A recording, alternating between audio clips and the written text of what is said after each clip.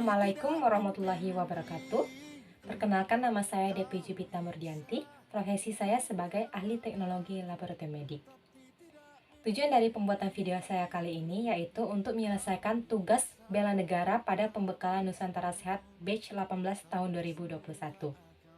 Baiklah, di sini saya akan menjelaskan tentang pengangkutan orang luka. Untuk mengetahui bagaimana cara pengangkutan orang luka, simak terus video saya selanjutnya. Selamat menyaksikan. Pengangkutan orang luka. Tujuan pengangkutan orang luka itu sendiri adalah untuk memindahkan korban dari tempat kejadian guna untuk melakukan pertolongan pertama. Yang selanjutnya adalah untuk memindahkan korban dari tempat kejadian menuju fasilitas kesehatan. Baiklah, pada kesempatan ini saya akan menjelaskan pengangkutan orang luka oleh satu orang. Pada pengangkutan orang luka oleh satu orang, ini ada 4 macam. Yang pertama itu dengan cara menjulang. Langkah untuk menjulang yang pertama, pengangkut jongkok menyisipkan tangannya di bawah ketiak penderita yang tidak terlentang. Yang kedua, pengangkut mengangkat penderita lalu didudukkan di atas pahanya. Yang ketiga, sisipkan tangan kanan pengangkut di bawah di antara kedua kaki penderita. Tangan kiri menahan tangan penderita, kemudian tangan kanan pengangkut memegang tangan penderita. Yang keempat, tangan kiri pengangkut bertumpu ke tanah dan mulai berdiri. Yang kelima, betulkan letak penderita dan usahakan tulang kemaluan penderita terletak di pundak penolong. Yang keenam, mulailah berjalan. Pada pengangkutan orang luka dengan cara menjulang ini, itu keuntungannya yaitu dapat digunakan untuk mengangkut korban sadar maupun tidak sadar. Yang kedua, prosedur pengangkutan sederhana sehingga dapat digunakan secara cepat.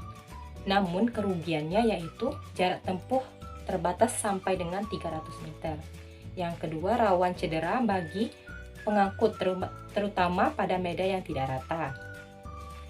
Sedangkan larangan untuk menjulang yaitu tidak boleh dilakukan pada korban dengan dugaan cedera tulang belakang, cedera dada dengan gangguan pernafasan, cedera perut dengan perdarahan hebat. Yang selanjutnya tidak boleh dilakukan pada korban dengan dugaan patah tulang paha. Yang kedua yaitu pengangkutan orang luka dengan cara memapah. Adapun langkah-langkahnya yaitu yang pertama, pengangkut berdiri di samping tungkai penderita yang sakit, sedangkan tungkai penolong disandarkan pada belakang tungkai penderita. Yang kedua, satu tangan penolong memegang pergelangan tangan penderita, dirangkul melalui tengkuk dan dipegang. Yang ketiga, tangan pengangkut yang lain merangkul pinggang penderita dari belakang. Yang keempat, penderita disuruh berjalan, penolong tidak boleh mendahului. Keuntungan dari memapah ini sendiri yaitu prosedur pengangkutan sederhana, sehingga dapat digunakan secara cepat. Yang kedua, jarak tempuh relatif jauh sesuai kemampuan korban. Sedangkan kerugiannya yaitu tidak dapat digunakan pada korban tidak sadar atau terlalu lemah sehingga tidak mampu berdiri. Untuk larangannya yaitu yang pertama, tidak boleh dilakukan pada korban dengan dugaan cedera tulang belakang.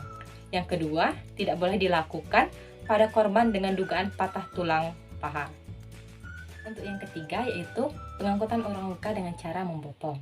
Adapun langkah-langkahnya yaitu yang pertama, penderita didudukkan di atas paha penolong. Yang kedua, pengangkut mengapunya, yaitu dengan cara tangan penolong di bawah kedua paha penderita, sedangkan tangan yang lain merangkul di belakang punggung penderita. Yang ketiga, penderita merangkul penolong. Yang keempat, penolong berdiri secara perlahan. Keuntungan dari membopong ini sendiri yaitu yang pertama, dapat digunakan untuk mengangkut korban sadar maupun tidak sadar. Yang kedua, prosedur pengangkutan sederhana sehingga dapat digunakan secara cepat. Sedangkan untuk kerugiannya yaitu yang pertama, jarak tempuh terbatas sampai dengan 50 meter. Yang kedua, rawan cedera bagi pengangkut terutama medan yang tidak rata. Untuk larangannya sendiri yaitu tidak boleh dilakukan pada korban dengan dugaan cedera tulang belakang.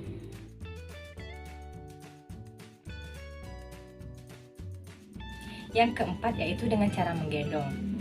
Cara menggendong ini ada dua, yaitu yang pertama menggendong cara biasa. dilakukan terhadap penderita yang sadar dan kuat untuk memegang pengangkut. Tidak ada luka di bagian lengan dan tidak ada patah tulang. Yang kedua yaitu dengan cara menggendong cara ransel. Yang pertama, gunakan 2 buah kopel rim yang diperpanjang dan disambung. Kedua, tempatkan sambungan kopel rim di bawah paha dan punggung penderita pada posisi terlentang. Yang ketiga, buka kedua kaki penderita secukupnya. Lalu penolong terlentang di atas penderita di antara kedua kaki penderita, sambil memasukkan sosok kopel ke kedua tangan penolong seperti menggendong ransel. Yang keempat, pegang kedua tangan penderita, dilanjutkan berguling ke siap tiarap sehingga posisi penderita berada di atas tubuh penolong. Yang kelima, penolong berusaha untuk berdiri.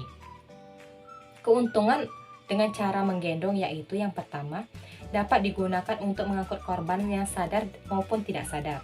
Yang kedua, jarak tempuh relatif jauh sampai dengan 3000 meter. Sedangkan kerugiannya yaitu rawan cedera bagi pengangkut terutama pada medan yang tidak rata. Untuk larangannya sendiri yaitu yang pertama, tidak boleh dilakukan pada korban dengan dugaan cedera tulang belakang, cedera tulang dada dengan gangguan pernapasan, cedera perut dengan pendarahan hebat. Yang kedua, tidak boleh dilakukan pada korban dengan dugaan patah tulang paha. Itulah tadi penjelasan dari saya mengenai pengangkutan orang luka oleh 1 orang. Terima kasih telah menyaksikan. Sampai jumpa. Wassalamualaikum warahmatullahi wabarakatuh.